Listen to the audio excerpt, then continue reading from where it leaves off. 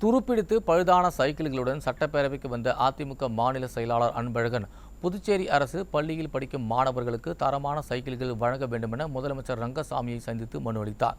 புதுச்சேரி அரசு பள்ளியில் படிக்கும் 9390 மாணவர்களுக்கு இந்த ஆண்டு மிதிவண்டி வழங்கப்பட்டதாக கூறப்படுகிறது. ஆனால் மிதிவண்டிகள் அனைத்தும் தரம் இல்லாமல் துருப்பிடித்து வீணாவதால் மாணவர்கள் சைக்கிள்களை பயன்படுத்தாமல் விட்டு விடுகின்றனர். இந்நிலையில் தரமில்லாத சைக்கிள்களை அதிமுக மாநில செயலாளர் அன்பழகன் தலைமையில் அதிமுகவினர் சட்டப்பேரவைக்கு எடுத்து வந்தனர். பின்னர் அதிமுக மாநில செயலாளர் அன்பழகன் தலைமையில் அதிமுகவினர் முதலமைச்சர் ரங்கசாமியை சந்தித்து தரமான சைக்கிள்கள் வழங்க வேண்டுமென கூறி மனு அளித்தனர். பின்னர் செய்தியாளரை சந்தித்த அவர், சைக்கிள் வழங்கியதில் ஊழல் நடந்துள்ளதாகவும், உரிய விசாரணை நடத்தி தவறு செய்தவர்கள் யாராக இருந்தாலும் அவர்கள் மீது நடவடிக்கை எடுக்க வேண்டுமென வலியுறுத்தினார். 5 கோடி ரூபாயில் வந்து நீங்கள் 2 கோடி ரூபாய்க்கு தான் சைக்கிளே வாங்கிக்கிறீங்க. 3 கோடி ரூபாய் வந்து குறுக்கு வழியில் கொள்ளடிச்சுன்னு வச்சுக்கிறீங்க. இது சம்மந்தமாக வந்து மாண்புமிகு முதலமைச்சர் அவரோட வந்து சந்தித்து வந்து கடிதம் கொடுத்துக்கிறோம்.